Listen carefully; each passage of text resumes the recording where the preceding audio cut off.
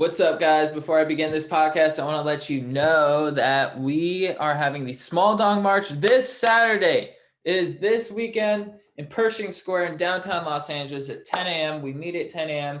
We march at 11 a.m. It's a 3/4 of a mile march. I want to see you all there. Even if you don't have a small dong or don't even have a dong, you're still an ally, and we want to see you there to help end small dong shame once and for all. We are also brought to you by the legends at Manscaped. Manscaped, thank you so much for keeping our trims peeled, for looking after our hogs, for making sure that our dinks are looking fresh and clean, because it's football season, baby. And you know what that means? It means we're going for two here with the sponsors of today's show, Manscaped. Blitzing through hairs has never been easier, and it's time you join the 2 million men worldwide who trust Manscaped by using code GODEEP at manscaped.com for 20% off plus free shipping. It's 3 and out the window with all the other trimmers. Now go tame that wildcat offense. We're also brought to you by the legends at Rumple. Hey, let's give a big shout to Rumple. Rumple, what up? Our new favorite blankets are made to go anywhere you go. Rumple's original puffy blanket is made sustainably with the same quality materials as your favorite puffy jacket. So whether you're hitting the beach or camping in the mountains, Rumple has you covered. Literally, they got cool designs and packable products for that on-the-go lifestyle. Get yours at rumple.com and enter code DEEP15 for 15% off your first order. That's rumple.com, RUMPL, with code DEEP15 for 15% off your first order. Okay, let's start the show. What's with deep? Going deep. Chad and JT. What's up, Stokers of Stoke Nation? This is Chad Kroger coming in with the Going Deep with Chad and JT podcast. I'm here with my compadre, Jean Thomas. What up? Boom clap, Stokers. And we are here today with our guest, anthropologist James Suzman. Thank you for joining us. Thank you for having me. So, do you go by, is it Professor Suzman, Dr. Suzman? I go by the amazing name of James. That's generally the best one. I do doctor if I've got to like book an airline ticket and I'm hoping for a free upgrade. Oh, nice. Otherwise I leave the honorifics behind. Nice. So your students call you James? Well, actually, at the moment I'm writing all the time, so I don't have a. But yeah, my students actually do call me. They do well. They call me lots of other stuff as well. But yeah, James, when they're being polite. How do you like teaching when you are doing it? I like teaching a lot. I mean, I'm not doing much anymore. I like teaching because, well, actually, I'll tell you what. It's kind of, I haven't taught in the university for 4 or 5 years. I haven't actually had actual live students in a classroom. And I'm kind of pleased because students are bloody terrifying these days. You get God knows, I mean, I've been known to make the odd tasteless joke once in a while. And it seems like anybody who makes a slightly tasteless joke these days risks spending the next 12 months of their lives in various forms of inquisition for being inappropriate. So I kind of miss teaching, but I only miss it a bit. Right. Was that always a goal to transition to full-time author? Not really. I mean, look, I've done lots of stuff. Actually, I went sure. And most of the work I've done, I've actually spent very little time teaching in actual universities. I mean, I've spent, up until I had kids, I spent most of my life working, well, pretty much all of it, working in Africa, usually, on anthropology stuff and conservation, sort of wildlife related work, and a lot of kind of political stuff. And I like being there. I mean, that was my home. I had, I had a place there. I had a truck. I had lots of cool stuff in my truck. Because that is a place. Namibia is a place where you actually need a truck. It's not like downtown LA or where I have a truck. Cambridge and school, right? Yeah, exactly. So I lived and worked there most of the time, and then I had kids, and then I even got a real job for a while. I worked. I got a corporate job, and it paid well, but boy, did it suck.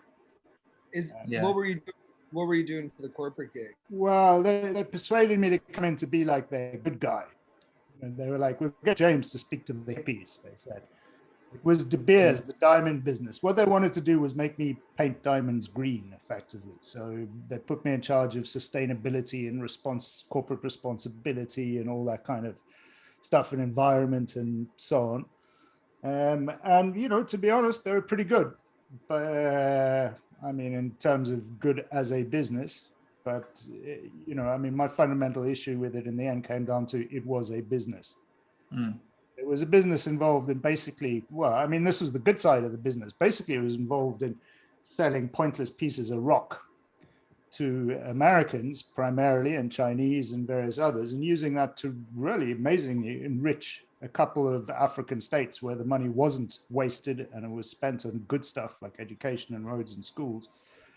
But at the same time, it still was selling diamonds, and it sucked. So I happily left that, and I left it after a Bushman friend of mine died in Namibia. I went to bury him, and then decided on that trip, sitting amongst the elephants well, basically chasing the elephants out of the bloody graveyard, that there was no way I was going to give that up anymore. And one way of dealing with it was writing. So I went back to that life and writing and balancing childcare and all that kind of crap. Did working for the corporation inspire a lot of your work that you've done since on work, which is kind Yes. of primary focus now? Yeah, it did. It taught me a huge amount about, well, I mean, it's a phrase another anthropologist came up with, but it's a good phrase. It taught me a lot about bullshit jobs. And I discovered, you know, in corporate life is a strange space. It runs by its own rules. And these rules are not, you know, they're not something I was particularly familiar with. But, you know, to succeed in a big glass building with suits and ties, it's all about making yourself seem somehow important and invaluable. And it's about creating bigger and bigger bureaucracies.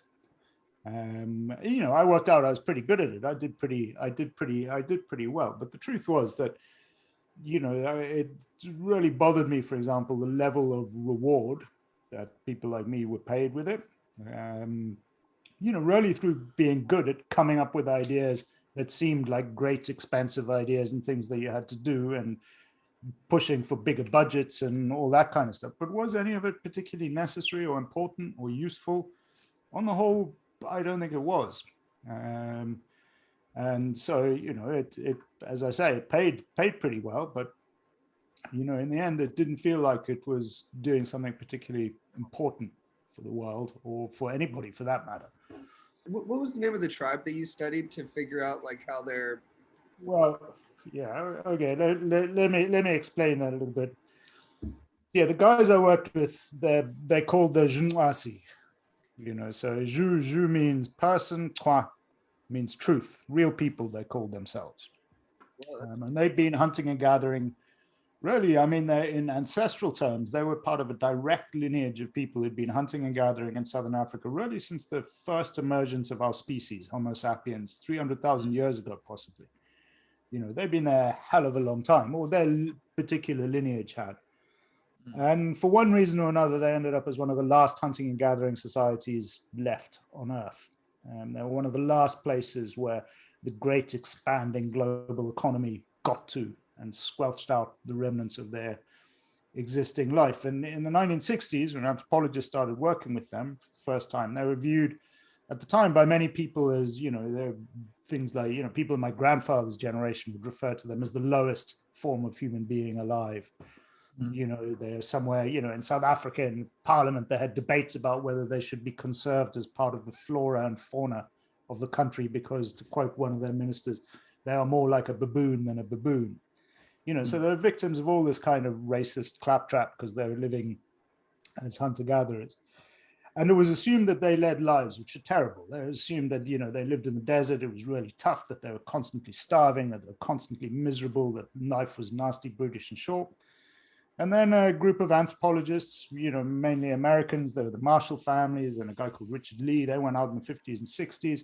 And what did they discover? They discovered people who were basically really content, who didn't work particularly hard to make a living, who were incredibly skilled at making a living in this really tough environment, and who basically managed to get by and feed themselves, you know, better on the whole than most people, certainly more nutritiously than a lot of modern people, on the basis of about 15 hours hunting and gathering in a week.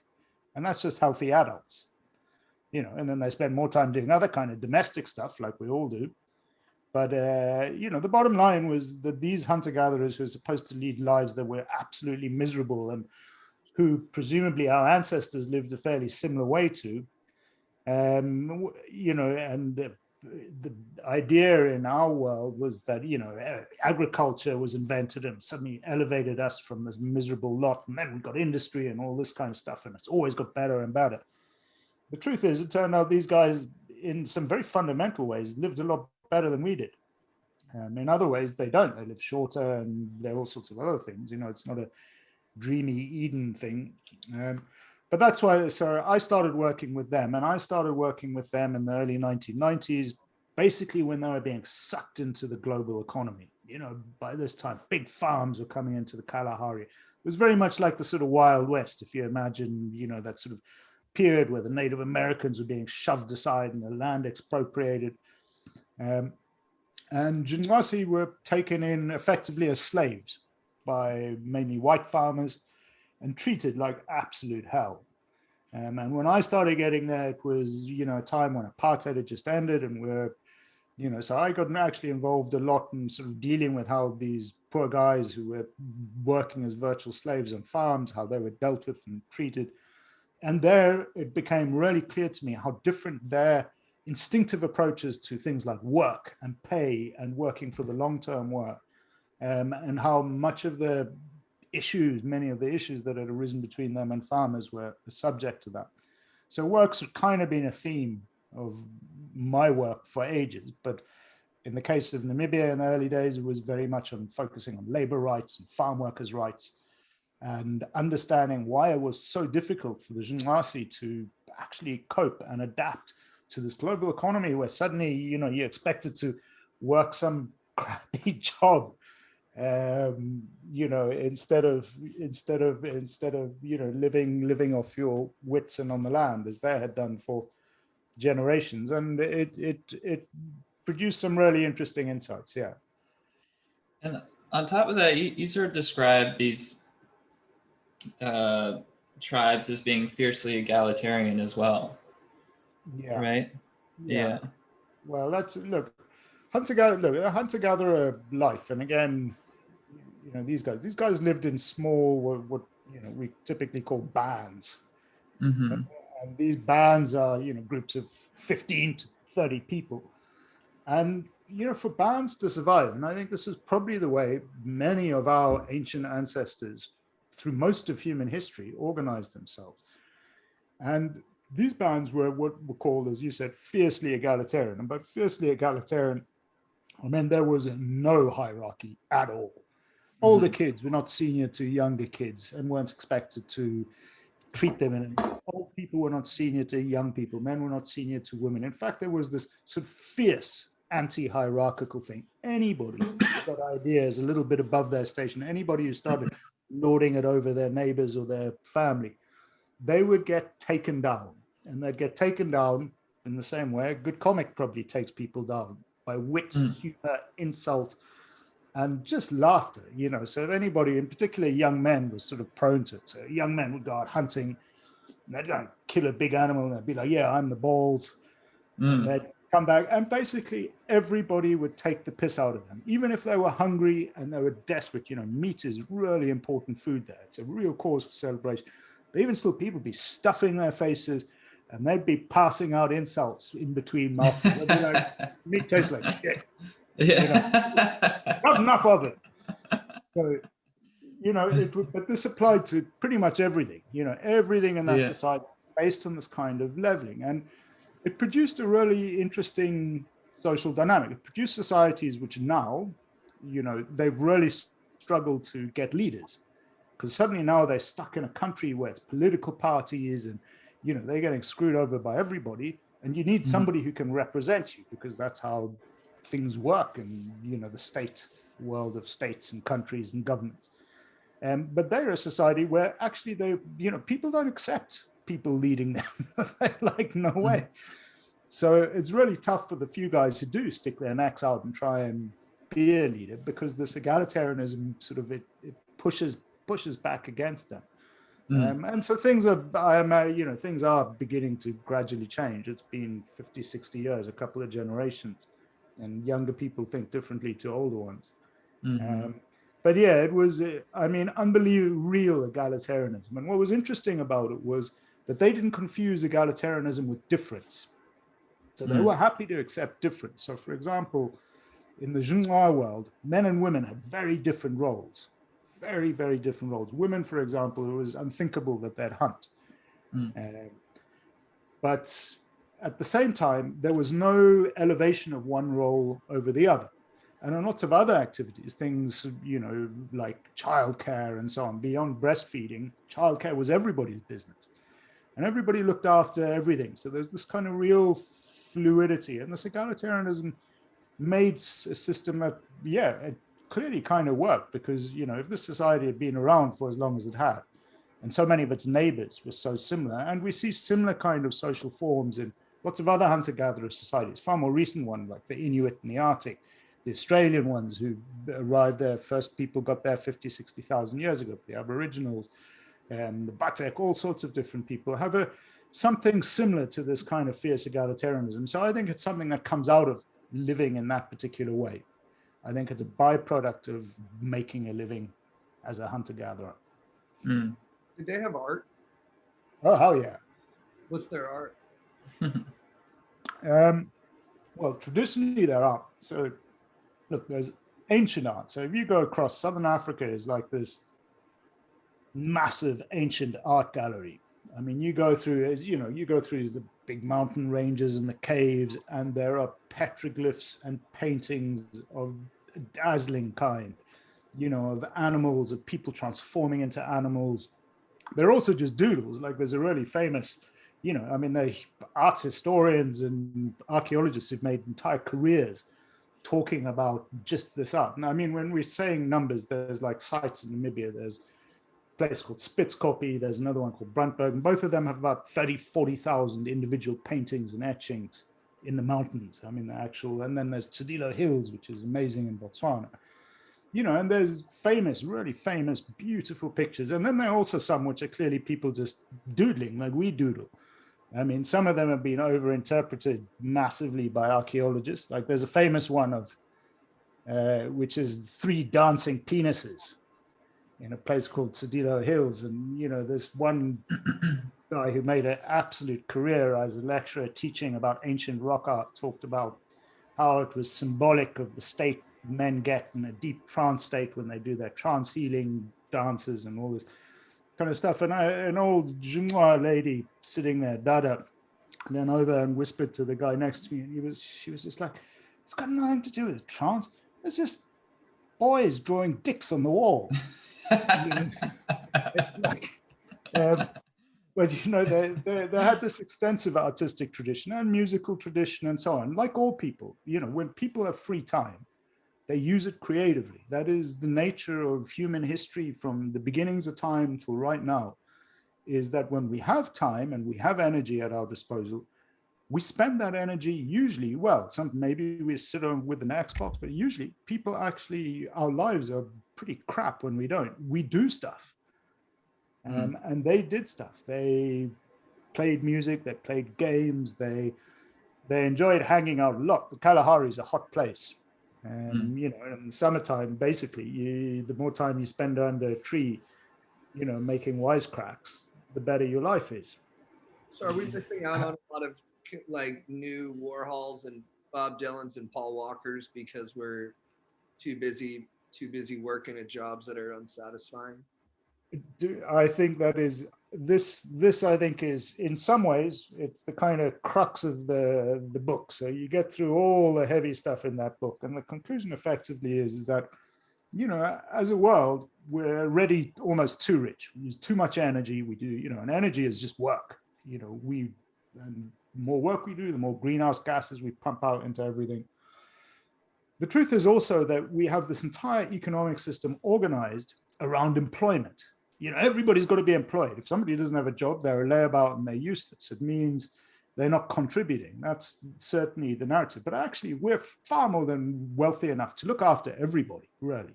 It's not that hard to provide the basics for people. And if people had the basics, I'm absolutely certain that they would do stuff that they cared about. So it means we'd probably end up with loads more crap musicians and loads more crap artists. But out of those crap musicians, that vast pool, instead of guys just sitting doing some rubbish job at, in an Amazon warehouse, packing crates for 12 hours till they're exhausted, instead they'd be producing art, they'd be producing something of value.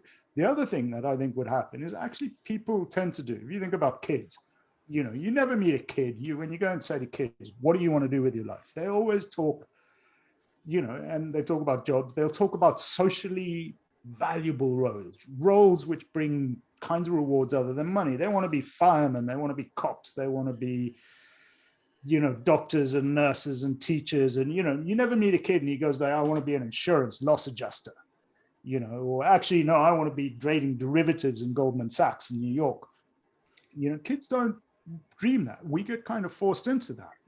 Mm-hmm. And that's because of this kind of whole expectation of jobs and our whole economy being organized around it. And as a result of it, and, they're more serious things than just losing musicians and writers and artists.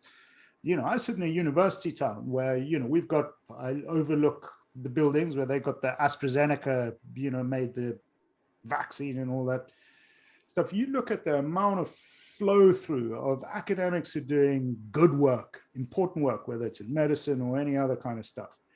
And then they get seduced out of it into corporate life where they end up making, working out how to make bouncier rubber for kids' toys or some kind of crap like that instead of producing heart valves or what have you.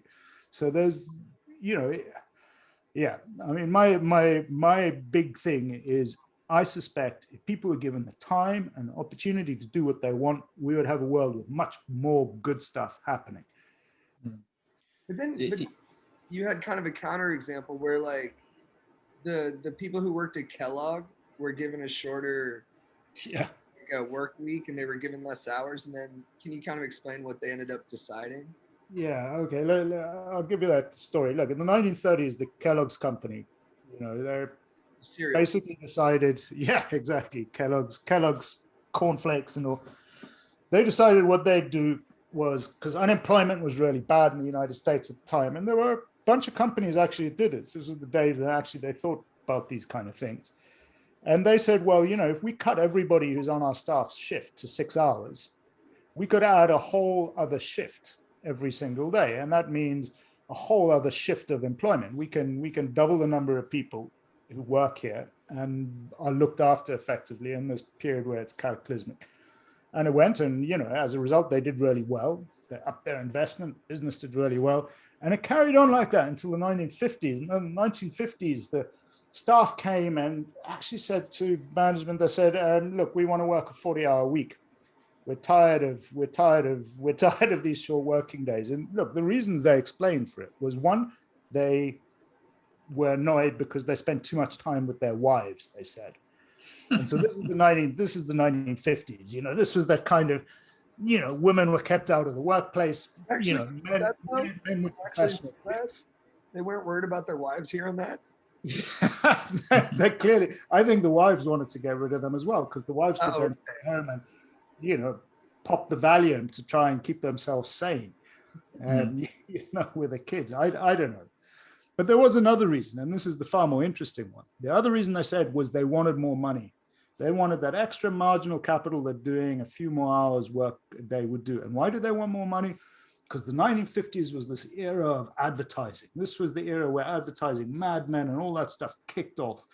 And this was the era of manufactured desire. This was when the desire-making machine that is at the heart of the American and global economy now kicked off and stormed out. And you had advertising with everything. You suddenly had TV pumping messages and desire. People would like see stuff on TV and they'd be like, that's something I've never even heard of, but by God, I need it or I'm going to die. So I need the money to be able to afford that. So it created this huge culture of consumption, getting stuff, and often and the genius behind it in a sense was that what people consumed was short term. So have this thing upgraded, continually upgrade your car, upgrade your life. This whole idea that, something's better on the horizon. And it was pumped through in a million media, and it's still pumped through today. I mean, I can't remember what the stats are in terms of advertising exposure, but now we're sitting on our devices all day long. We get hit with thousands of individual adverts in a day, thousands of little triggers of desire, and that's excluding, the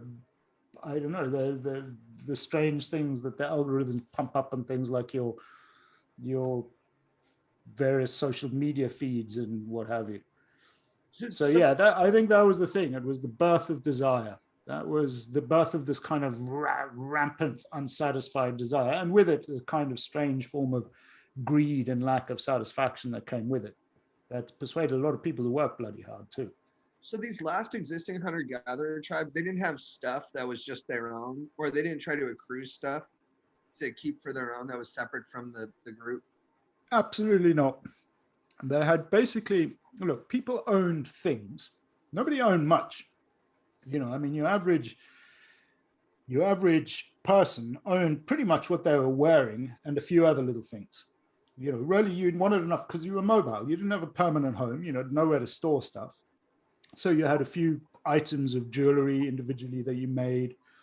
You would have your bows and arrows, your hunting kit, like this one I got behind me.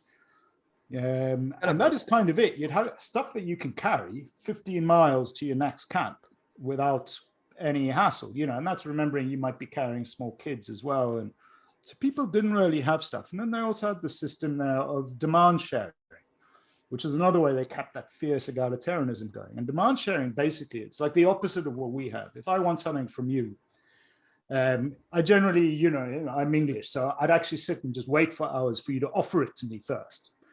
And then I'd say, oh, thank you so much. And then I'd doff my hat and I'd be like, I'm in your debt. I'm really grateful. It's like we've had a transaction. I now owe you something. There, it's the opposite way around. There, anybody has the right to ask anybody for anything that they've got. So I see you and I'm like, I like your shirt. Can I have it?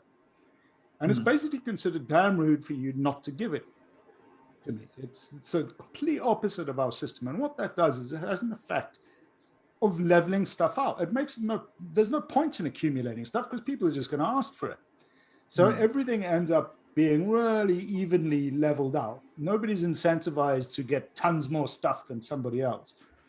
And yet within that, there's also remains this kind of system where gifts are given all the time. Often it's sort of in private, and they're called charo gifts. And these gifts are meaningful, but the gifts undertake journeys between lots of people. When you're given a charo gift, maybe it will be a beautifully made piece of jewelry made from a tortoise shell or something. You will inevitably give that gift away to somebody else. And so these objects have this sort of life of their own, binding whole networks of people together. But basically it produces a society which is, as I said, fiercely egalitarian. Nobody is particularly worried about having more stuff. Nobody's worried about having as much as the next guy, because if the next guy has more than you, you can just go give it to me. And then it's rude for him not to. In fact, it's so on the whole, when you give it, I used to, when I first got there, and I'd bring like sweets for kids sometimes. I'd bring tobacco for the adults because that's what they were really into. And sweets for the kids. And, you'd be expecting, like you'd do at a party with, kids in Europe or something, you'd have to dole out the sweets individually yourself. You actually just give them to, I discovered, you'd give them to one kid and they'd be everything would be shared out absolutely spontaneously and unthinkingly. In a way that's just, it was pretty cool and surprising. So this sort of like greed and sort of need in our society to sort of dominate, I guess, for lack of a better term, that's not inherent in human beings. That's sort of just that's been taught to us by the way our society and sort of economy functions. Yeah, in some ways. I mean, I don't like to say what's inherent in us or not. Because all human beings we're all human beings. So if somebody believes in greed or, so our worldviews can manifest in hundreds of different, thousands, an infinity of different ways. Yeah. What I'm saying is that what I dislike is the idea, and this is, we have it wheeled out to us again and again and again. It's very much part of the dialogue of identity in the modern world. It's a very powerful narrative in the States, this idea that actually we're inherently competitive because nature made us that way. We're inherently unegalitarian and hierarchical because nature. So they're making claims on human nature that can't be supported. We can be actually a whole bunch of different things. We can be what we can choose to be. And we can be what we collectively decide we can be, and we can make decisions based on good research. But the bottom line is we are, I won't say what we are, but I can happily say what we're not. And what we're not is born to be hierarchical, greedy, mean bastards. Actually, even in business, I mean, this is the irony. Everybody, you go in a business meeting and they're going, it's survival of the fittest and all this kind of crap. It's a war out there. We're going to kick their ass and blah, blah, blah. But actually what really happens in business is actually business is mostly about cooperation. It's about working with a team. It's about working with your, it's about having a relationship with your suppliers, your contractors, your customers, or what have you. And, the funny thing about it is you have this kind of ideology saying we're inherently super competitive and it's a kind of war out there. Yet you look at all the kind of laws in business. What are the strongest ones? These are the ones to prevent people cooperating too much. So they have all these antitrust and anti-competition laws. So they don't want you, if you go to shop and you talk to your neighbor and say, oh, let's put the same prices on everything, you'll get your ass kicked. You'll be closed down. It's antitrust behavior. It's about creating, they'll say you're making a monopoly and price fixing. Instead, you're just cooperating. So bizarrely, there are a whole bunch of laws that prevent us from being as cooperative as we'd like to be in a lot of things. And how much do you think of our competitiveness is a result of our awareness of what everyone else is doing or how much they have? Well, I think I'll be, I do not, I think there must be some biology in it. But yes, fundamentally, I think where we are now is if you ask me to take a punt, and it's a punt of an idea, people, I've written a book on it, but it's like, I'm not 1,000,000% confident that it's the way. But yeah, my sense is, if we go back to like the Zhengwasi again, part of the reason you have demand sharing is so nobody has any more than their neighbor. Yet modern economics, classical economics tells us that humans have infinite desires. I don't think that's true. What we do is we have a desire to have as much as the next guy. We respond to inequality. So our aspiration, our desire for more is not to have more than anybody else has got or more than anybody has ever had. It's always just to not be worse off than the dude next to us. I think we're pretty instinctively egalitarian. We're pretty bothered when somebody has something and we don't. We find it pretty awkward. I don't know. I certainly find it awkward if I'm in a restaurant eating a burger or something, and there's a homeless guy outside the window looking in at me. It's an uncomfortable thing. And you do that on a macro scale. I think this is sort of why, pretty much every major revolution we've ever had anywhere has been because people are pissed off with inequality one way or the other. And there are two ways you beat inequality. You either kind of, according to the sort of the legend is you either try and emulate the people at the top and be like them. So, get that glossy corporate job, or you eventually give up and you build up the barricades in the streets and tear down the buildings. And that happens in history with, almost clockwork regularity in various forms. We're in an incredibly unequal time now.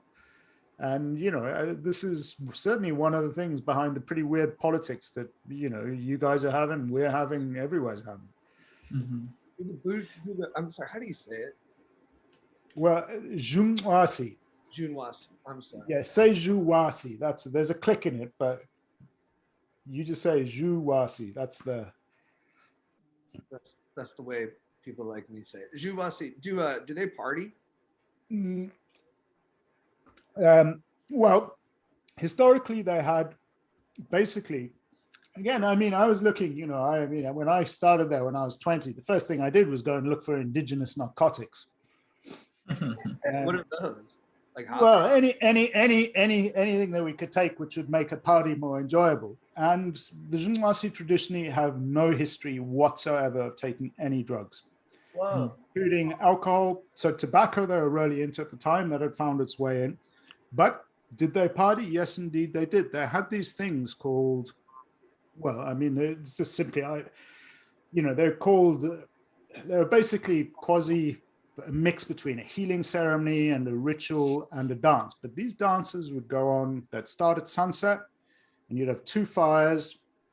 And women would sit around them and clap this kind of heavy rhythmic clapping, and they would go on all night.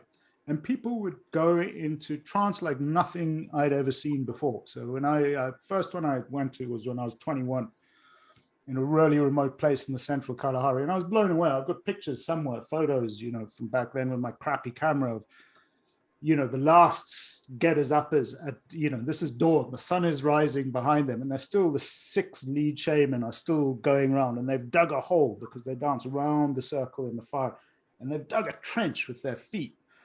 But they go into a really intense trance healing state. So they describe it as going into another world, and they're taken there by this unbelievable rhythm that and blasts off. I mean, it's a really potent and powerful thing, and those happen really frequently. And they started off as a kind of social gig in the early evening, but then they'd always get more intense, and often they'd be held if a kid was sick or something.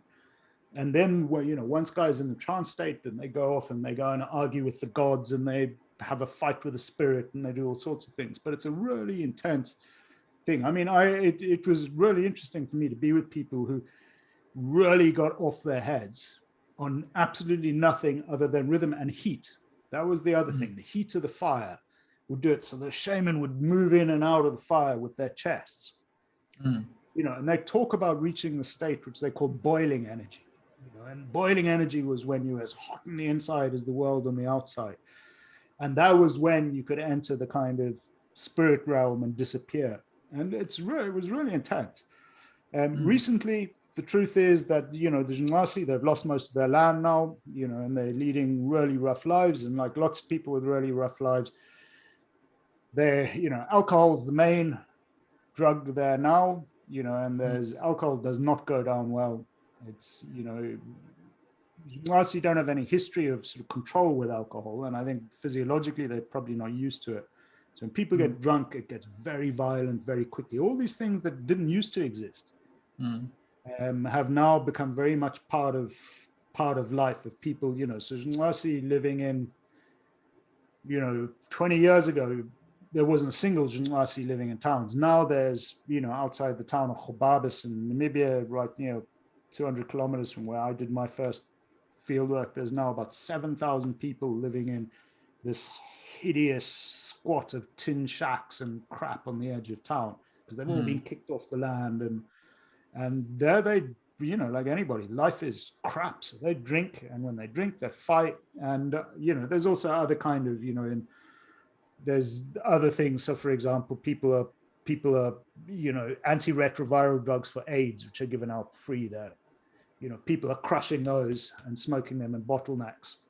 So a bottleneck is a South African way of smoking weed. Basically, you break a bottle and you pack it full of, and then they stick lots of other things in. So yeah, there's kind of bad partying happening now in the sense that it's it's partying of poverty kind. But the traditional stuff was amazing, and for me, I was into the dance music scene in England when I was kicking off in the early 90s, and for me, that desert thing was amazing. Did you find the boiling energy yourself? Me? Yeah. I had to experiment with certain artificial stimuli in order to achieve boiling energy personally. No, I mean, look, to be a shaman, it's a thing, it's a skill that they had to work on. And it's something that, I mean, I could only, there's one anthropologist who claims to have done it, and a couple of others who sort of studied it and I think maybe understood it a lot more on a spiritual basis than me. I mean, it wasn't, I just couldn't, I thought it was amazing. I mean, I'm into, I like rhythm, and in particular, I mean, I'm a guitarist, but I'm tone deaf. So I like flamenco, but I like stuff losing myself in a beat. And it's an amazing thing to witness and see. And it's also amazing to sort of get your head around the idea that, when somebody tells you they're in that state, they become a lion, they actually become a lion. from in their reality. It's not like I'm like a lion or Right. so it's a fascinating and amazing thing to do. But no, I couldn't even, the truth is often, with a trance dance, often by like 4 a.m, once, I'd start sort of trying to think how I'm going to get some sleep. Right. When you say you were into the music scene in the 90s, was that like the Happy Mondays at like the Hacienda, or where were you at and what were you listening to? Yeah, that was that sort of era. I was a little bit, I wasn't so much into the Happy Mondays or the Hacienda. I was up in Scotland doing my degree. But it was the early days of the rave scene. Had come across from Ibiza, and for me, I was a little South African boy, not particularly sure of my place there, and I found that early scene was amazing. It was kind of this one place where you get this amazing mix of just everybody, and they'd be having a great time together and dancing. And it also suddenly made people actually look like decent dancers for the first time. I'd never been to a club where anybody actually looked like a half decent dancer until the rave scene kicked off. But yeah, it was a similar kind of thing. And definitely the two things happening at the same time were really interesting. I mean, you could see, in a sense, at least on a physical level or a basic rhythm level, you could see similar things happening in the two worlds. Yeah. So when I was back in Edinburgh writing up my doctorate, I would take refuge in the clubs on the weekend until I got to feel too miserable. Did you ever have breakthroughs about like what you were working on while you were dancing or while you were partying? I had many breakthroughs after partying, that kind of, when everybody's sitting around looking like a ghost of some kind. But you actually have pretty good chat sometimes, that, what there is that energy that you get from a dance. And it's the same for the Jingwasi, that energy, that release, that movement that it produces afterwards. You have this kind of really at peace feeling. And in that you discuss things, and you discuss things often very sincerely and openly. And so certainly I did. I mean, I've definitely had lots of inspirations coming from strange sources throughout my life. And we'll still seek inspiration. When I'm writing and I'm stuck, I know exactly what I got to do. And I'll seek inspiration by smoking, or and it sometimes does. It just helps you break out of a train of thought. Right. The problem is remembering it afterwards. Yeah.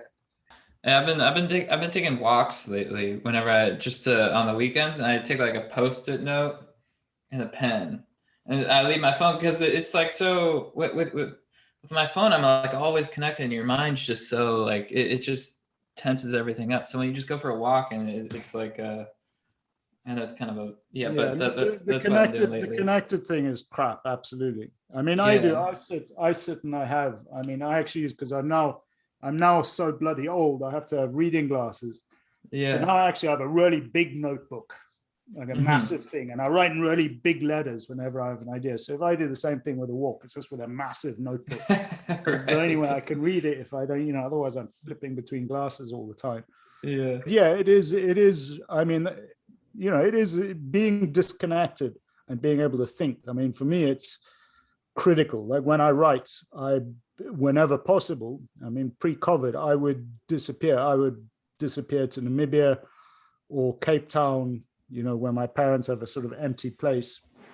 And I would literally go and hibernate for 3 weeks just so that you can focus and you get in the rhythm of it, and you just constantly on your notes, and, it's you got to be able to focus. Being online sucks that way. Yeah, it's almost euphoric disconnecting, where it's like if you go for a walk and you like disconnect from your phone and you're like sort of out in nature, it's like it's you're sort of like, is this what life is really like without my phone? This is the amazing thing about doing, working somewhere like the Kalahari's. I mean, you're dealing with Namibia. If you take Namibia and Botswana together, the two neighboring countries with Kalahari, I don't really know the American equivalents. They're probably the size of like California and Texas combined or something. And between them, they got 3.5 million people. it is empty, and there's life there. There's things scuttling through the sand, and there's birds in the skies, and there's elephants and rhinos, and now it's harder than it used to be, but now you can get out completely out of range, and you get sucked into the kind of rhythm of the space where other rules apply. Mm. It's a good dilemma, instead of wondering how many likes you got on a tweet or something, to actually be worrying about whether you're sleeping on your roof of the truck, and there is a lion nearby. You could hear it, but you're wondering whether it's too nearby to climb off and take a leak. That's a different kind of anxiety. It's a good kind of anxiety, and it's one that actually you sleep really well with it. Yeah. I worked out you just stand on the truck roof in the end. Lions aren't so good with cars. They don't understand them at all. But it's nice to be able to go to these places and just disappear. And the sad thing is, actually, in a strange way, is in all these countries, network coverage for mobiles is showing up everywhere. I've been in strange places where suddenly I've got a peep on a phone, and it's just like a breaking of the glass bowl around you. Yeah, well, where I went to high school, I went to a boarding school, and they didn't have cell service, and we didn't have TVs. So like my whole high school experience was I didn't have a cell phone, which like now it's tough for me to sort of. I always forget about that. It's like tough for me to really have an idea of what that's like to not have a phone. But I just think it was such a it's crazy nowadays where it's just you're always sort of thinking about what's on your phone, what's all the connection, all that stuff. It's look, I see it with my kids who are just they're 14 and 11, and it's insane. But it's also, I look at it and I think, well, this is kind of their world. Yeah, this is what the world is going to be like for them, and who am I to say what's good and bad with it? Although it does drive me nuts. Me, I'm just so crap at social media. It's unbelievable. My publishers all over the place saying, do more Twitter. I'm just like, I can't think of anything I want to say. Got no ideas. You need someone else to play off of. It's hard to do it when it's just like slow generated. You're like, well, I don't know what I would say to nothing. Like if I'm just speaking blank like atmosphere, like I need someone to give me something to respond to. Yeah, well, this is exactly, well, at least if you're like a comic, there's a thing of having a dialogue. In the end, I'd rather have the conversation in private. Anyway, look, what I do is I write these massive tweets, which they call books. Just like really long, hardcore tweets that you gotta spend like days reading in your head round. You want it to be like a big substantial thing that has like real weight to it. Yeah, you gotta have. I mean, like they made this. It's a fat boy, Yeah. But you want a bit of substance to these things, and then nobody can. 120 words. Nobody's going to be able to respond to that in 120 letters. Or well, they can say it's a pile of crap.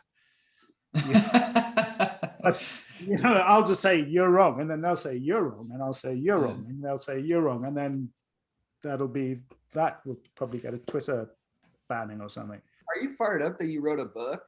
Like that you wrote an entire book? Does that? Well, I've written 3 of them now. I'm writing a 4th one as we speak. I like it. It's a good thing to have. It's bloody hard work. I mean, I can tell you that. It's not a faint-hearted kind of thing to do. It's a kind of lonely and slightly miserable process. But when you actually get the solid thing out in your hand, it feels good. And actually what feels really good is when people like it and they say they like it. And it's kind of crap when they say it's a pile of crap, though, because some of them do. Like you get the odd stinker review where guys are just like, this guy's just full of shit. And you're like, well, thanks for publishing that. Yeah. I guess for me, what was so interesting about it too is just that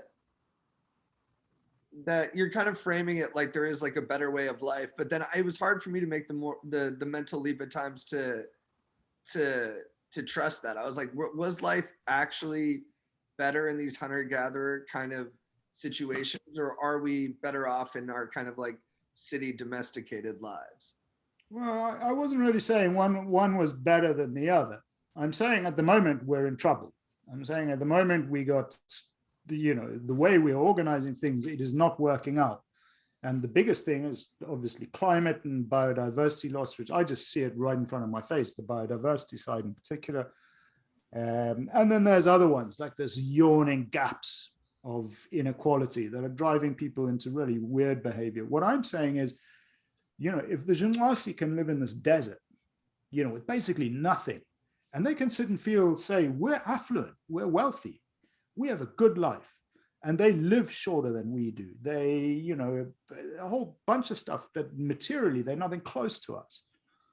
Yet if they have so little and can be content to work so little and be content with what they have, why do we, who have so much crap, so much stuff, I mean, we burn through, we waste stuff like you wouldn't believe. I mean, the amount of disposable nonsense that we deal with, from my kids' toys to we're constantly consuming and disposing of stuff, which brings us very little satisfaction often. And we're unhappy constantly because we're always wanting more. We're always thinking the thing on the other side of the horizon, that's going to be what brings us to happiness. And what I'm saying is we have this great wealth. We've got this, we've got amazing medicines. We've got people. We've got the capacity for people to develop all sorts of things. And yet we're wasting our time by sort of forcing everybody into rubbish jobs, not doing work that they think is important or they need. So what I'm saying is let's just take a moral lesson from the Jumwasi and apply it to ourselves, because, we've got so much more than they have.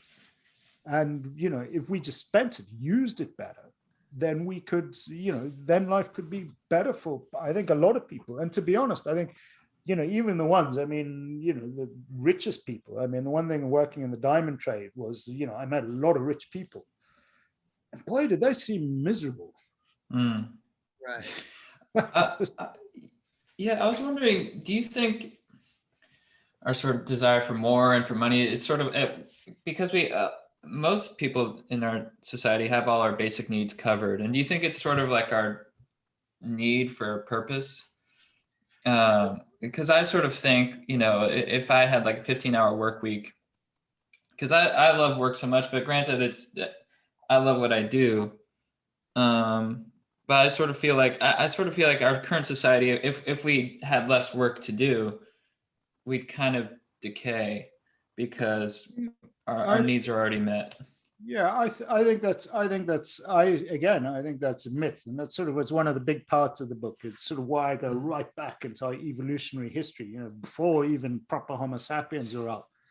You look at some of the tools and things that were made even 700,000 years ago.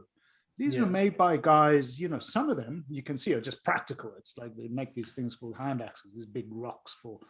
Some of them are just practical. It takes 4 or 5 claps and, you've got the shape roughly that you need. But some of them, you can see some dude or woman has spent just days making an exquisite one. A thing of beauty, doing it because the work is bringing them this great satisfaction. And this is really what human history is after doing the basic work to get your needs done, we also need a degree of purposefulness to satisfy ourselves. And that is why you end up, we talked earlier about all that rock art and stuff in Southern Africa and the music traditions and so on. That is why these things exist, because people had spare energy and spare time. And what do? They get creative with it. That's what we do. That's why prison sucks, because you can't get creative with your time and energy. You're confined, you're effectively restricted from doing work. And in many ways, the way we've organized work now, we restrict people from doing the kind of work that brings them satisfaction and joy. And, one thing which was amazing in this lockdown was that lots of people didn't have work to do. And our economies actually survived. Forget what the numbers said, but basically things rolled on. And people stuck at home, what did they do? They found work to do. In Britain, you couldn't get, for the first lockdown we had last year, you couldn't get flour for love or money because everybody had become a bloody baker. Everybody, every house in freaking Cambridge was making sourdough loaves from morning till night just to keep themselves busy. People do stuff. We are this amazing creative species, and we have this kind of fear that if we lose our jobs because we've structured our lives around them for so long that we'll just do nothing. We'll sit and And partially that's because we're in a society which discourages that and penalizes you. You look down upon for not having a job. So you sort of cower at home, and you also, if you don't have a job, often you don't have the money to have the access to do the kind of things that you want. If you're an artist, to buy art supplies, or, if you're, so it requires that people sometimes get a push. And I suppose some people have more energy than others. But, I think once we get used to it, it would be liberating. And it's interesting to see, over here, there's a lot of talk these days about the 4-day work week. In Spain, they've got a really big trial of it. And it's interesting to see what people do when they have that little bit of extra time on their hands. And they, on the whole, they spend it well. And you know why? Because that's what they do. People are like that. And so I think it's the change in structure. We don't like change. People are nervous about change. And I suspect that if we change things, we'd see good changes, and people would do well with it. And for the lucky few amongst us who actually love what we do or the way we organize our working life, and there are definitely tons of people who love what they do. That's just for them. That's it's a blessing that they've managed to make a career out of doing the work they love, rather than having to do the work they love after they come home from their job. If you think about it, the amount of people who cook and garden and do work after work because they like that work, because their day job is so unsatisfying, they have to do this other stuff. Well, I was going to ask you, this is back to the beginning of us talking, but you were saying how you get nervous about, I know you were just being playful too, about making like an off-color joke in front of students and them getting upset about it. Isn't it weird that the paradigm has shifted now, where it used to be the student was afraid of getting in trouble from the teacher, but now it seems like teachers are more afraid of getting in trouble with their students? It's a complete inversion. Look, I mean, I was a student once, and when you're 19, you're basically, I was kind of dumb and full of anger, excitement, and hormones. Yeah, well said. And you're utterly convinced that you're right about everything. And we've done this kind of strange inversion now. I mean, it is a kind of weird inversion. And I'm glad I'm kind of not part of it in a major way. I hope it's a sort of temporary thing. But I also think, look, it's partially a byproduct of, when you live in strangely politically polarized times, and I grew up in South Africa in apartheid. And, I was definitely one of the very few people who were in families that were very known to be very opposed to the whole thing and so on. And, there was a really politically fraught environment in terms of what you said and what you do. Sort of in some ways similar to the kind of sensitivity that's in the States at the moment with something, people jumping onto a bandwagon. And, I think people sort of do that, and these things become amplified in our minds. And, but then South Africa is an amazing story in that historically, for a few years at least, it was actually, everybody was brought down, it took the work of one good man to talk everybody away, talk everybody to put their guns in their pockets. We're sort of like a bit of a scene in Reservoir Dogs at the end of apartheid, everybody pointing guns at everybody calling revolution here. And then, one sensible man in the form of Mandela managed to talk everybody away from the cliff edge, in a sense. Do you think that's kind of where your hope comes from, that we can go through automation and kind of have a positive outcome where everyone kind of has abundance or enough, and we can... Yeah. Well, I think we already do have enough. I just think we distribute it really badly. So, I think to me, that's just an obvious moral thing to do. But yeah, it's really easy to give up hope and say these forces are just too big for anybody to control or deal with. But, the truth is, humans are bloody adaptable creatures. We've coped with all sorts of stuff. If you think of first hunter-gatherers who just stumbled into Europe in the Ice Age, coming from, long history of living in the savannas of Africa, and suddenly there's just sheets of ice, coming all the way down. And they made a living. They're like, well, yeah, I guess we've got to fight mammoths now, but, we'll make a living doing that. People adapt to stuff. And we're clever, and we have this incredible technologies at our disposal. And if we don't accept, maybe we'll screw everything up. With the climate, we're getting close. But if you don't have hope, then you're left with nothing, really. Then we may as well all just kind of give up and I don't know what we'd do without hope. So I'm not necessarily optimistic, but I'm definitely hopeful. And it's like basically, if you imagine the world as a sort of a restaurant with tons of amazing ingredients you can make fantastic dishes with, and basically all we're saying is I'm hopeful we don't fuck it up. We've got all the right ingredients, we can do it, but there is a chance that we're going to end up mixing sugar with God knows, sugar with trout. I don't know what doesn't go, but we this is my worry, is we know what we need to do and we know how to do it, but we might still screw it up. But I'm hopeful that we won't, and I'm hopeful that we're it requires that we're a little bit brave. We have to be prepared that there's a need for change, and we have to be prepared to experiment with stuff, because nobody has the answers. So we've got a reasonable idea of what to do and what to experiment with, but we've got to be open about it. Yeah. All right. Should we answer some cues?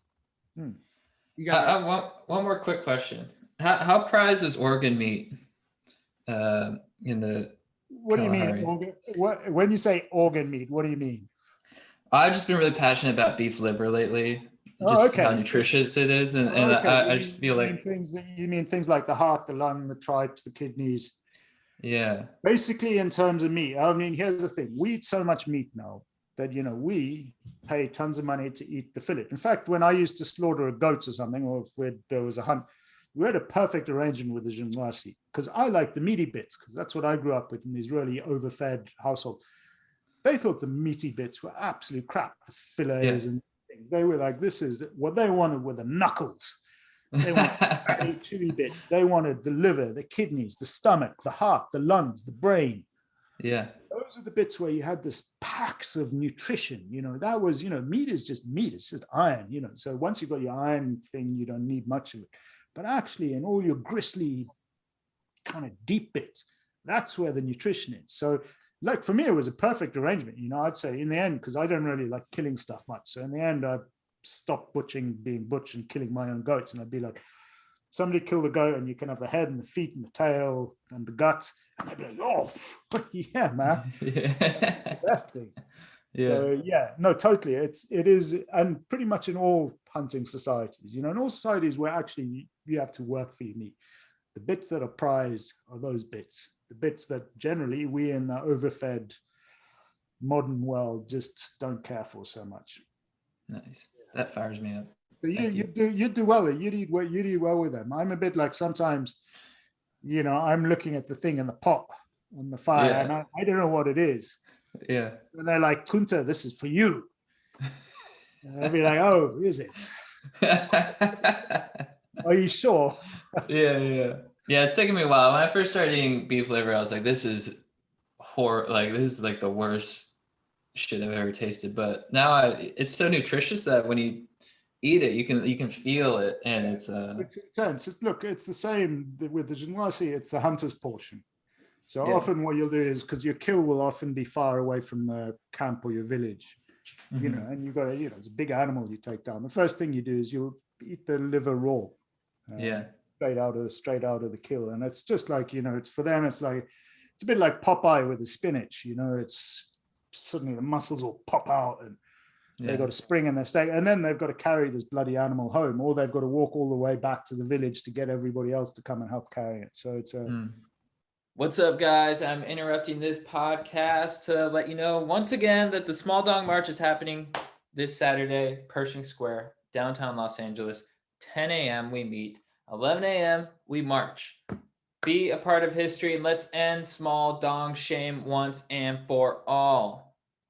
We're also brought to you by the legends at Manscaped. Manscaped, thank you so much for keeping our trims peeled, for looking after our hogs, for making sure that our dinks are looking fresh and clean, because the world is starting to open, and the Performance Package 4.0 for Manscaped is here to help you get you ready. Yeah.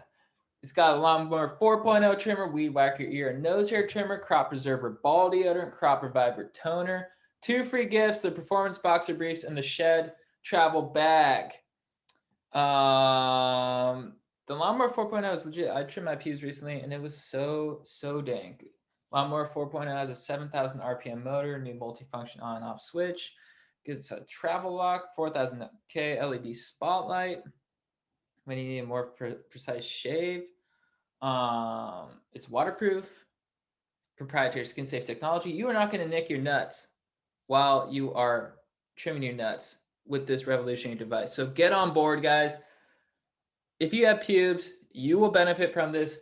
What up? So we have an exclusive offer for our audience. Get 20% off plus free shipping with the code GODEEP at manscaped.com. That is 20% off plus free shipping with the code GODEEP at manscaped.com. 20% off plus free shipping at manscaped.com. Stiff arm your pubes out of the playoffs this year with Manscaped. What up? Also, we're brought to you by the legends at Rumple. Rumple, what up? Rumple's on a mission to introduce the world to better blankets. So on a surf and ski trip to California, these founders of Rumple found themselves stuck in their van in like sub-zero temperatures. And then they were just chugging whiskey and trying to keep warm. They're like, what if we had a sleeping bag blanket? And I'm like, yeah, that's legit. You should also sponsor a podcast. And that's what they did. And now they have the sickest puffy blanket, Rumple original puffy blankets made of the same materials found in premium outdoor gear and activewear. It's so comfy, not only just for camping, but if you're going to go, watch a movie on the couch, what up to that? What up? So, and they're sustainable. They're made from like 60 discarded plastic bottles. They donate 1% of revenue to beach-friendly nonprofits like Save the Waves. So I freaking love Rumple. You're going to love it too. If you want to feel good knowing that your favorite on-the-go blanket is made sustainably using recycled materials so they care for the earth, go to rumple.com and enter code DEEP15 for 15% off your first order. That's rumple.com. Enter code DEEP15 for 15% off your first order. Rumple, RUMPL.com with code DEEP15 for 15% off your first order. Legends, let's get back to the show. All right. Questions about age. I recently discovered the pod and appreciate everything you guys do. This is the therapy I didn't know I needed. I've always felt like being young was part of my identity, as I am the youngest sibling. Having been the youngest in my office for years, I usually hang out with guys that are a bit older. I recently turned 30, and all of a sudden I've noticed that this is not the case anymore. I don't know how it happened, but it flipped switched, and I started noticing that my current friends and coworkers have matured, yet I still feel like I'm in my mid-20s. I'm starting business school next year where the average class age will be in the mid to late 20s, and I'm starting to feel self-conscious about my age. I'm learning to deal with the new part of myself, and I'm wondering if you guys have felt the same. Any recommendations on how to navigate this transition period in our early 30s? Thanks, Brydog.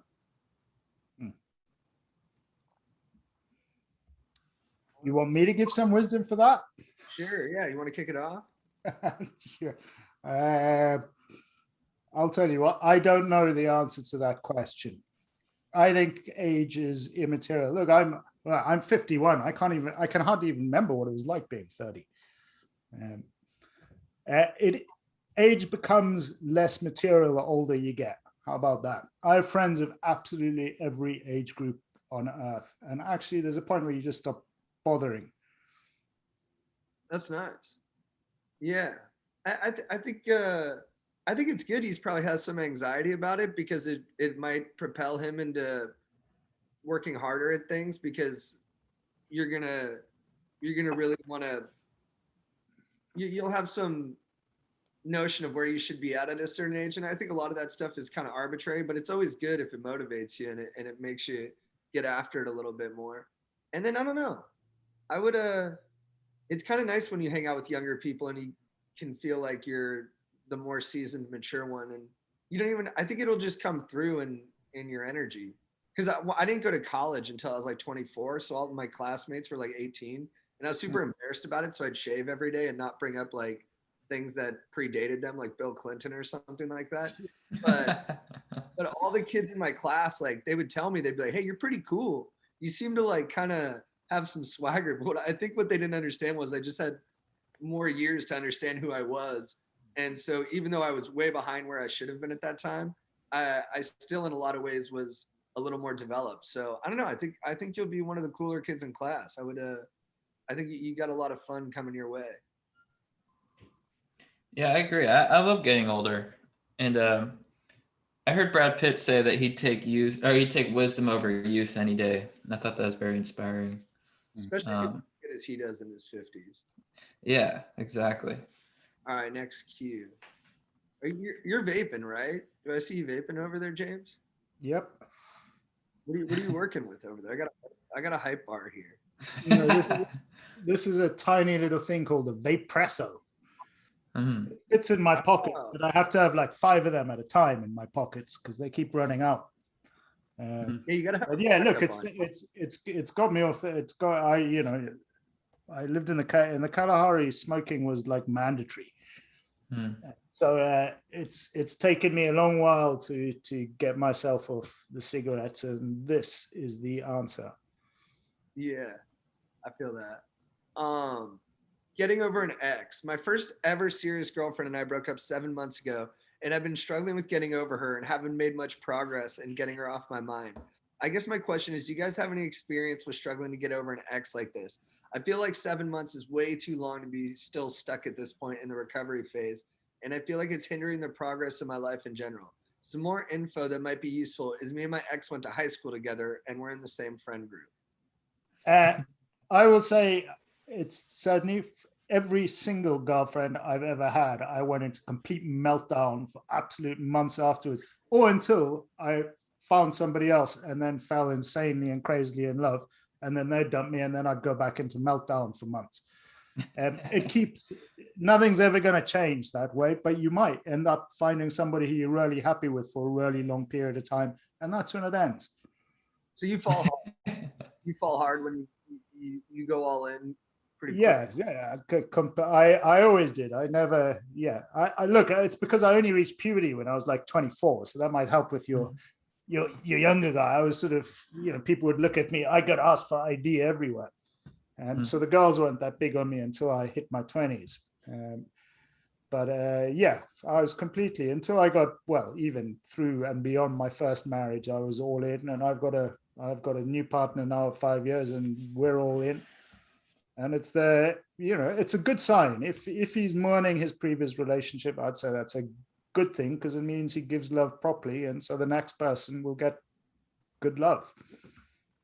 Hell yeah. Yeah, I've been dealing with that a lot lately, and yeah, it's brutal. But I think a lot of it too is it's you just gotta keep.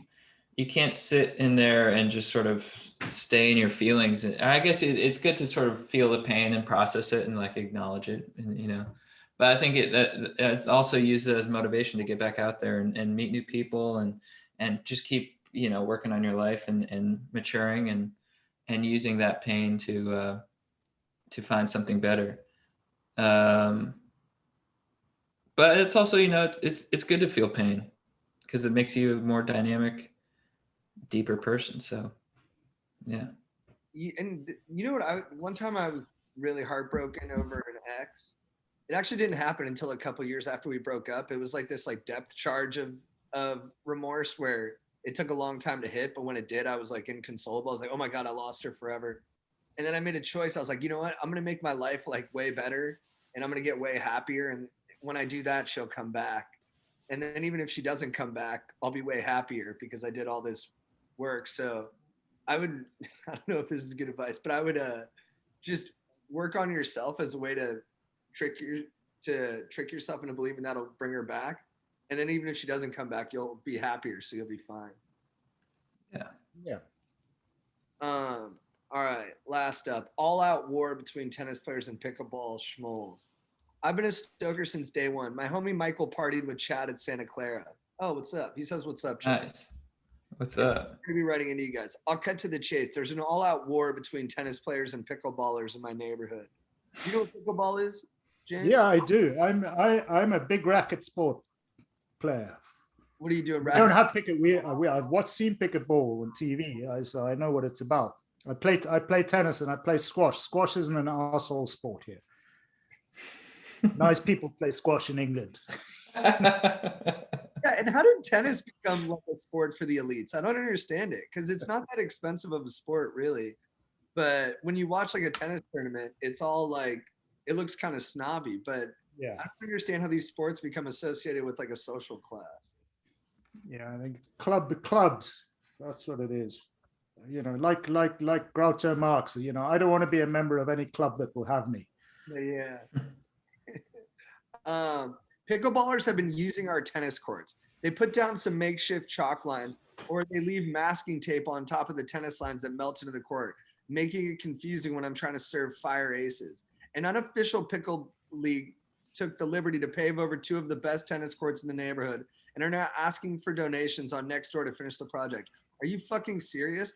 Thanks to this group of pickleball dorks, no one can play anything until they finish their amateur paving job. Council, what do we do? Should we just assert dominance like Genghis Khan and reclaim our territory? Should we serve 100-mile-per-hour tennis ball lasers straight to their domes? Much love to you, bros, and what's up to Joe's ginormous hog? Joe's our friend who's prodigious in the private part department. Yeah. He gets a lot of love from the fans for it. Did you find that when you were working in the I'm sorry, I forget the name. The Jumazi. Yeah. It's like a big dong cherished. A big dong is cherished. I never, funny enough, it was like in all my years, it's just like one of the things I never thought of asking or paying attention to. Wow, I envy your mind. Yeah, I don't know how, some reason, yeah, my mind was elsewhere.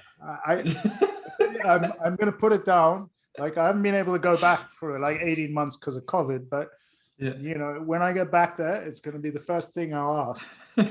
I'll send you guys a text. Yeah. You can tweet about it. Yeah, I'll tweet it. Yeah, you can imagine. Yeah, that would be the most interesting tweet I ever make.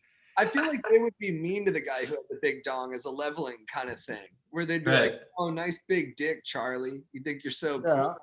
Yeah, I imagine if you got a really big one, actually strange enough, like nudity wasn't something that traditionally bothered them, but since the missionaries have got there, everybody's wearing pats. So before then, it was just like a little leather loin pouch and your butt stuck out. But the missionaries have got there, and everybody's got increasingly, they've been taught to be prudish. So I haven't had a lot of time to inspect anything either. But my sense is no. My sense is it depends. It's not the size, but what you do.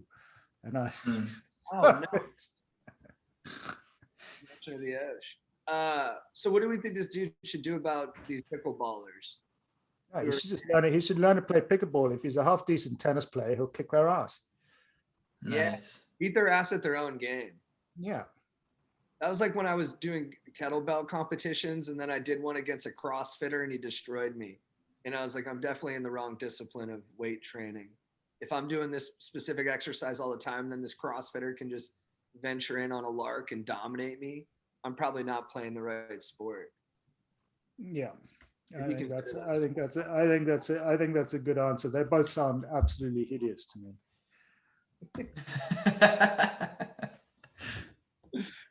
I appreciate your candor. Chad, what do you think? Yeah, I play squash.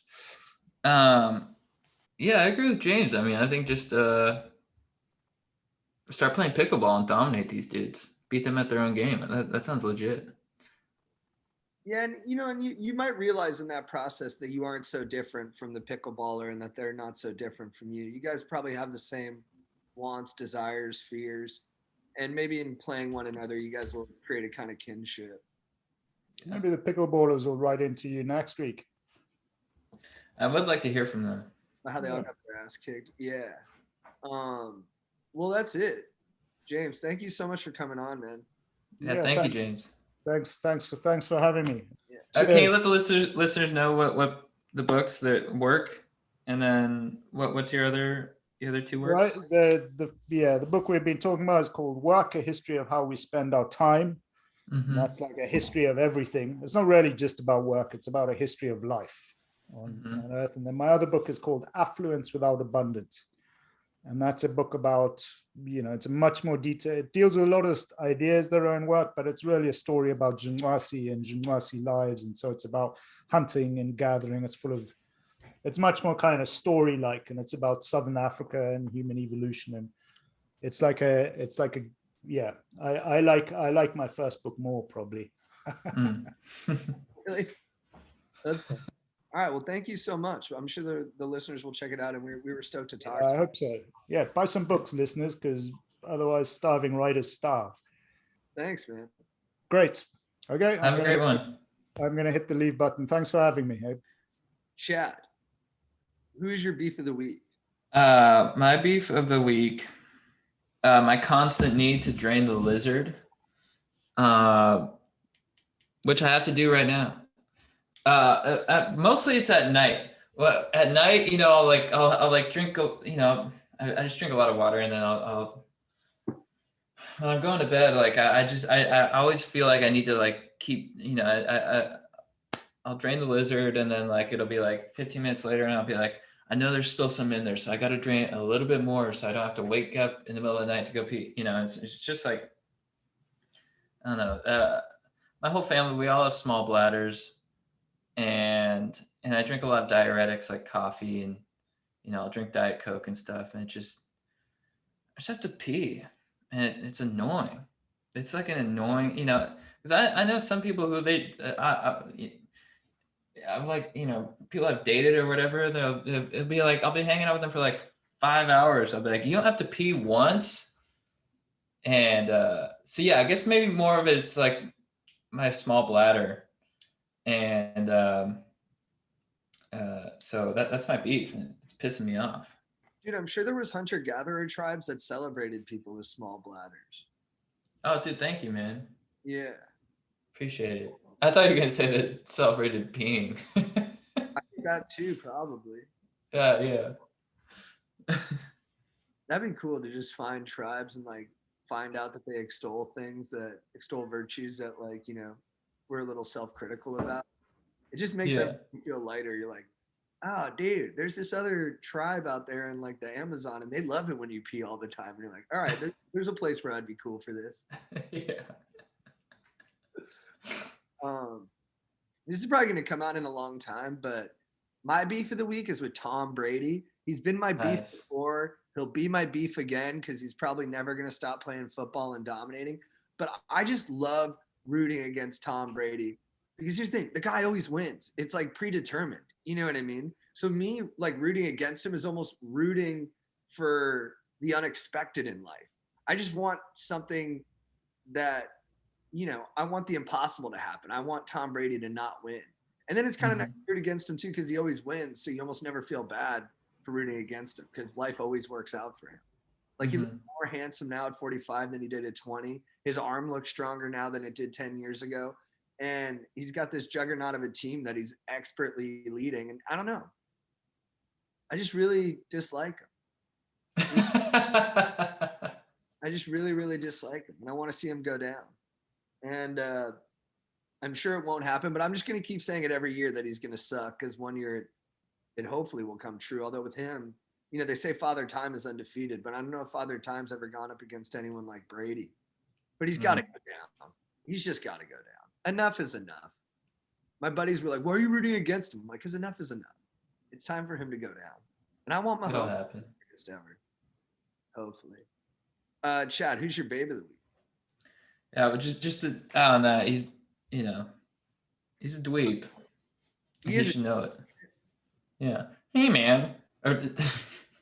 Hey, I'm Tom Brady. It's like, all right, nerd. Who's my babe or legend? What'd you say? Babe. My babe is my new wall art. I just got some new wall art. I'm pretty fired up on it. Actually, maybe I'll just show you guys. Hell yeah. Take your camera for a ride. All right. Now we are walking through my place. And check this shit out. Pirates of the Caribbean. Boom, baby. I love it. Yeah, I'm fired up on wall art, and I feel like Strider right now. Check this out. This is a painting of John Travolta and Uma Thurman dancing in Pulp Fiction. Nice. And then Roadhouse. Oh, that's awesome, man. Yeah, you got some. Yeah, there's nothing better. I mean, it took me a while to really decorate my place, but when you do it and you have stuff on the walls that fires you up, it really makes a difference. And I felt 10 times lighter when I finished it. So fired up on my wall art. That's what's up. That's what's up, dude. My babe of the week is getting your back scratched. I don't think it's Nice. a better feeling in the world, and if I could do it 24 hours a day, I would. I look forward, and maybe it's like too much of a good thing, and it would take away how good it feels, because what makes it feel so good is that you can't get it all the time. But I don't think that's true. I think if I was getting scratched 24 hours a day, I'd be the happiest guy on earth. And I just hope one day we can get there. I hope one day I make so much bank I can just hire someone to scratch my back 24 hours a day. Nice, Have dude. a permanent back scratch, just doing it. And then sometimes people are like, "Oh, have you tried it with like a brush or like with like one of these weird like utensil kind of things?" And I'm like, "Nah, dude, I want the hand. I need a physical hand." Mhm. So that's my baby of the week. Chad, who's Hell your yeah. legend of the week? My legend of the week is my buddy Mason from college. I'm not sure if I did this story, if I've told this story before, but if I have, I'm going to tell it again. Uh, so one time, our buddy Ass Clown in college was acting up, and so one day we took his he had a Honda Civic, and one day we took his Honda Civic and we installed street glow on it, and which is like in Fast and Furious, it's the light in the undercarriage of the car. So we put blue street glow on it, put some decals on it, and we just rolled back to the place and we turned Ass Clown's car into a Fast and Furious car, and then we did donuts in the street with it, and I wouldn't be able to pull off that dream if it wasn't for Mason and his knowledge of cars and whips. So that was just a really fun time in my life. And I don't think Ass Clown was as appreciative as he should have been about having a Fast and Furious car, within the span of 2 hours. So, you know, uh, but yeah, that's why Mason's my legend. And what up, Ass Clown? Nice, dude. Dude, my legend of the week is the show Sex Education on Netflix. I started it last night. It's fantastic. Nice. It's funny. It's got snappy editing. It's like this super heightened sexual world where everything's just about sex in high school, and you're like, yeah, that's what it felt like. That's what it felt like. And it's just it's clever and it's got heart, and I really relate to it. I relate to all the characters, and I just really relate to like the way it deals with like neuroses and sex, especially in young people, and how just talking about stuff can make things better. And I like the casting a lot. I think a lot of the actors are well placed. I always love it too when like someone plays like the the poor person who's kind of like the outsider. They're like, yeah, Mm-hmm. everyone in school like kind of dislikes her. She's a weirdo, and she's Mm-hmm. like poor. But then you look at her and you're like, that's like the most beautiful person I've ever seen. And they clearly went to like good high schools and colleges. But I'm glad that they're playing this part. Yeah, Yeah, but you're like, I don't quite believe it, but I like it. that's But it's a hilarious. great show. It's a great show. I definitely recommend it to everybody. I'm only 2 eps in, but I'm loving it. Sex Education on Netflix. Nice. What's your quote of the week? My quote of the week comes from I don't even know who it is, but I heard this the other day and I was like, it fired me up. The foolish person seeks happiness in the distance. The wise seeks it under their feet. Whoa. Yeah. So which means, and I think that relates to what James is talking about a lot, which means, find the happiness within yourself first and stop seeking it from other people or from you know, external things, unless it's Ass Clown's Honda Civic, then I think you can find a lot of happiness in that. At least I did. So yeah, find happiness within yourself. And James inspired me too, like what he was talking about with like the way we live and stuff. And it's just like all the competition and like this need for like more and stuff. I was just like, and I don't know. I think I've been like on these walks, on the weekends, and like it's nice to just be happy just cuz, and I think a lot of people can find that, and it's just like it's so simple. Yeah, so I'd say seek that out for sure. Let's go. I got a quote.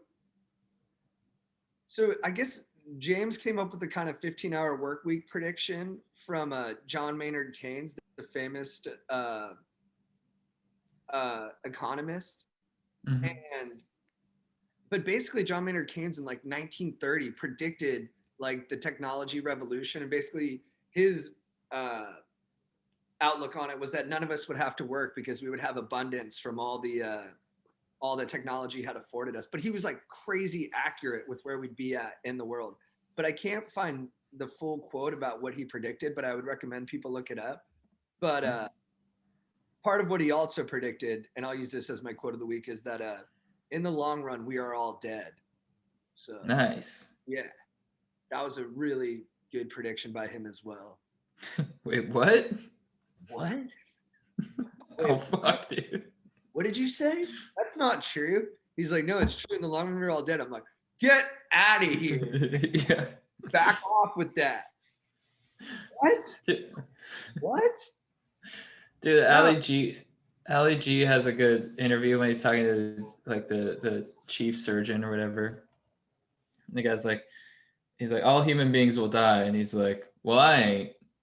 He's like, there's nobody that I know that doesn't believe that that all human beings will die, and he's like, I think you're being a bit of a player hater.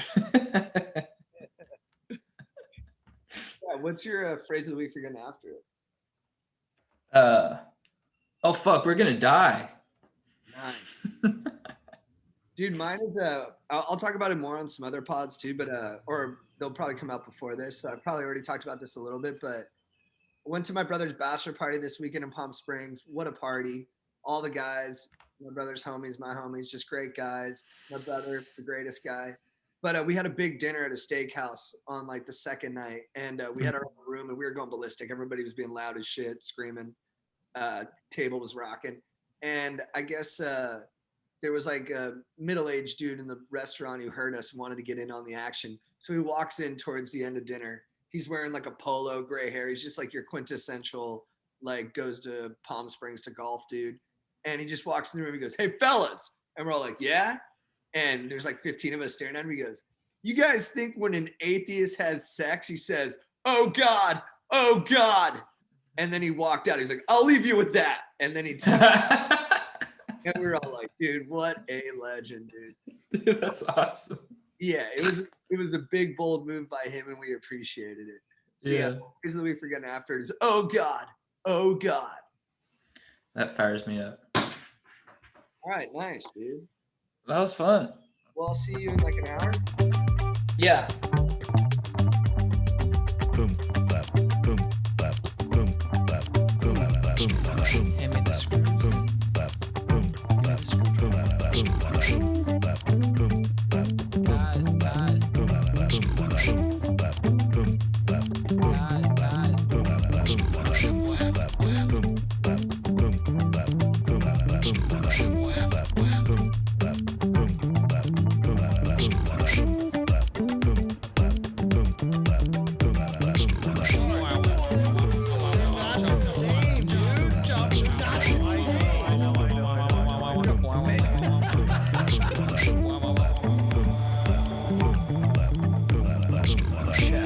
What is your beef of the week?